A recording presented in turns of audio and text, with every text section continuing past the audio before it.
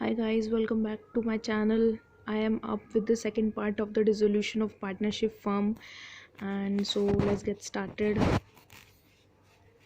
Last video में हमने realisation of जो भी हमने इनका रियलाइजेशन अकाउंट था उसके फॉर्मेट तक पूरा कर लिया था। अब हम समझेंगे, हमने उसमें आपको ध्यान हो तो कुछ नोट्स बना के छोड़े थे #1 #2।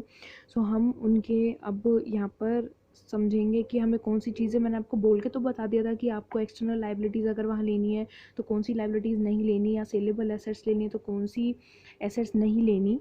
लेकिन एक बार यहाँ पे थोड़ा लिख के उसको एग्जैचुरेट करके थोड़ा समझते हैं। तो आपका मैंने ये फॉर्मेट बताया था कि सन्ड्री एसेट्स है, सेलेबल एसेट्स हैं। तो फर्स्ट है, तो चलिए सबसे पहले हम करते हैं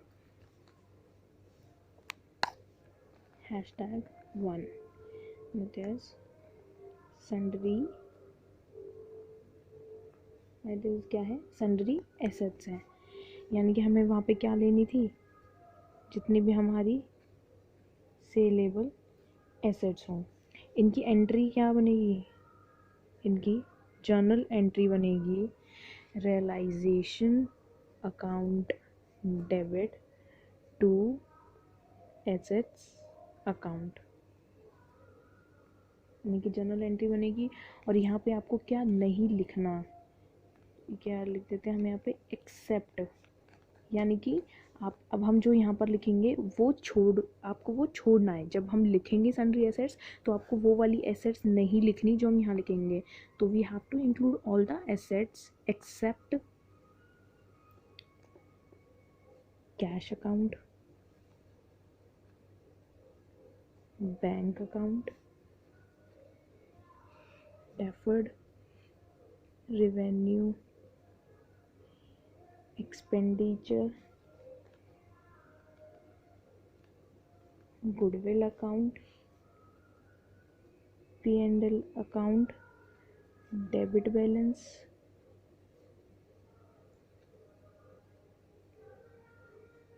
partners capital account, debit balance, partner के करंट अकाउंट का अगर कोई डेबिट बैलेंस हुआ तो,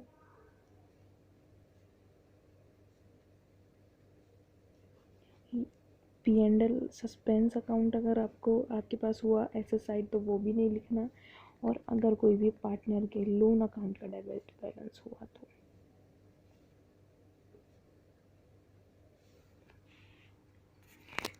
तो ये सब आपको, जब आप रियलाइजेशन अकाउंट में 2 सन्ड्री एसेट्स लिखेंगे तो आपको सारी सेलेबल एसेट्स इंक्लूड करनी है, बस ये सब चीज़ें इंक्लूड नहीं करनी। अब आया आपका #2, दैट इज़ जो हमारा क्या था, सन्ड्री लाइबिलिटीज़। यानी कि एक्सटर्नल लाइबिलिटीज़ इनकी एंट्री क्या होगी,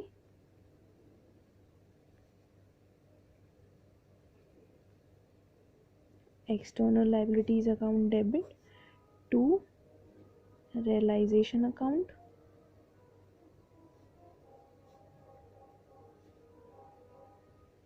क्योंकि वहाँ आपने देखा होगा कि ये बाय साइड पे आ रही थी, तो ये इसमें किधर जाएगी, debit side, external liabilities account debit to realisation account. अब इसमें आपको सारी लाइबिलिटीज़ लिखनी है सिवाय इनके, except, you have to include all the external liabilities except partners capital account,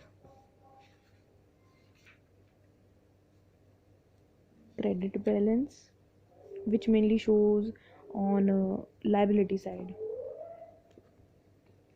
P&L accounts credit balance, any partners current accounts credit balance,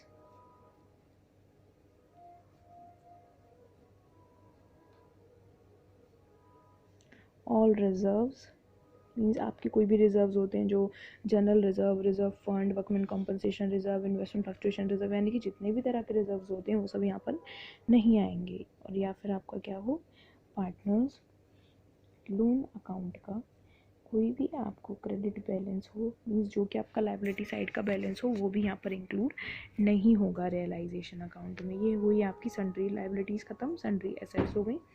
अब third हम थर्ड हमने वहाँ पर पढ़े थे कि हम जो हमारी डिस्चार्ज कर रहे थे लाइबिलिटीज़ को कैश और बैंक अकाउंट शो करके, लाइबिलिटीज़ का इधर एंड एसेट्स का उधर शो कर रहे थे। तो अब हम उन्हीं को लेके चलेंगे हमारे कैश और बैंक अकाउंट्स को।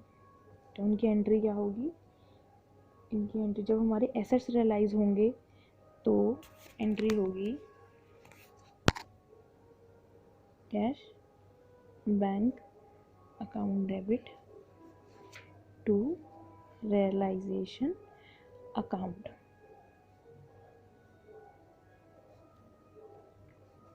किस लिए है, एसेट्स रियलाइज होंगे। यहाँ पर हमारे क्या होंगे, एसेट्स रियलाइज होंगे। और अगर कोई भी आपके पास जब क्वेश्चन आप करेंगे तो एडजस्टमेंट में कभी कभी ये भी होता है कि जो आपकी एसेट्स होती है ना वो टेक ओवर कर ली किसी भी पार्टनर ने। तो उस केस में अगर कोई भी आपकी जो एसेट्स हैं, इफ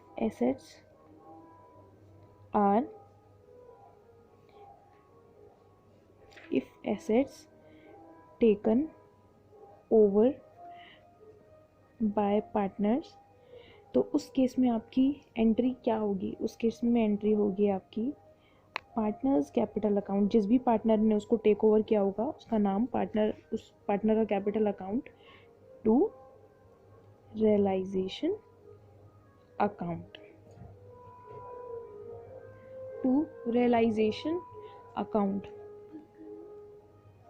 उस चीज़ में जब आपकी एसेट्स रियलाइज होंगी तो आपकी एंट्री क्या होगी, कैश या bank account debit to realisation account. और अगर क्या होगा, अगर वही एसेट्स आपकी किसी पार्टनर ने टेक ओवर की है तो कैश या बैंक की जगह उस एसेट के लिए आपकी एंट्री क्या आ जाएगी, partners capital account debit to realisation account. ये तो हुई एसेट्स की बात। अब उसमें हमारी क्रेडिटर्स को भी हम डिस्चार्ज कर रहे थे, यानी कि पे ऑफ कर रहे थे जब हम टू कैश या टू बैंक लिख रहे थे। तो इस केस में भी ये हो सकता है कि मैंने आपको एक वहाँ पे सिचुएशन बताई थी लास्ट वीडियो में कि अगर कोई भी क्रेडिटर सेम अमाउंट से हमारी एसेट ले लेता है तो हम उसकी कोई भी एंट्री नहीं करते क्योंकि वो इक्वल हो जाता है। तो एक वो भी कंडीशन होती है, उसको भी लिखते हैं, if any creditor take over the assets for their payment equal to liability, then no entry will be passed। तो आपकी कोई भी एंट्री पास नहीं होगी। एक एग्जांपल लेते हैं, एक तो एग्जांपल हो गया इक्वल वाला। अब एक और मैं अगर आपको एग्जांपल दूं कि मान लीजिए हमारा क्रेडिटर है 8,000 का, इसने टेक ओवर कर ली 10,000 की एसेट्स, इसने टेक ओवर कर ली 10,000 की एसेट, फिर भी कोई एंट्री पास नहीं होगी क्योंकि हमारा क्रेडिटर पे ऑफ हो गया पूरा। तो यहाँ पर कोई एंट्री पास नहीं होगी, चाहे वो इक्वल अमाउंट ले चाहे वो ज़्यादा अमाउंट ले रहा है। अगर क्वेश्चन में बोला है कि जो एक्स्ट्रा अमाउंट है वो आपको किसी अकाउंट से शो करना है तब आप उस अकाउंट से शो करेंगे, अदरवाइज नहीं। तो ये हुआ आपका इसका एग्जाम्पल, एक ये एग्जाम्पल हुआ। अब नेक्स्ट हम करेंगे हमारी लायबिलिटी को डिस्चार्ज।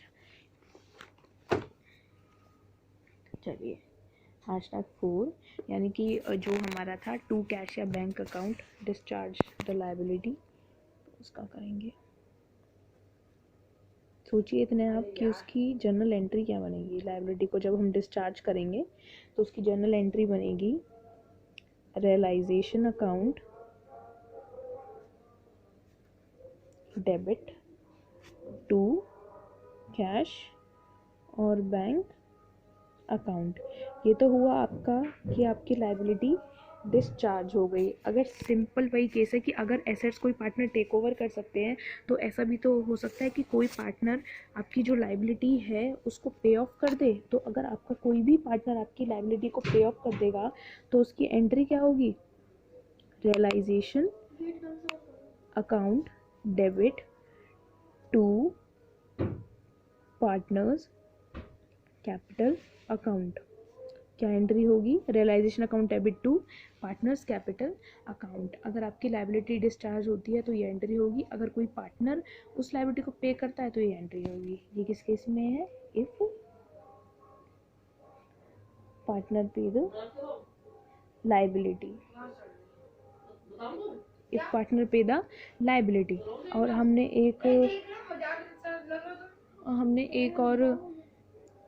इसमें एक और कंडीशन की थी कि अगर हम अपने डिसोल्यूशन एक्सपेंसेस को पे करते हैं तो उस केस में क्या एंट्रीज होंगी, पेड डिसोल्यूशन एक्सपेंसेस हैं तो ऑब्वियसली कैश या बैंक से ही जाएंगे और डेबिट साइड पे जाएंगे, क्योंकि डेबिट गोल्डन रूल था अकाउंट्स का कि debit all the expenses and credit all the incomes.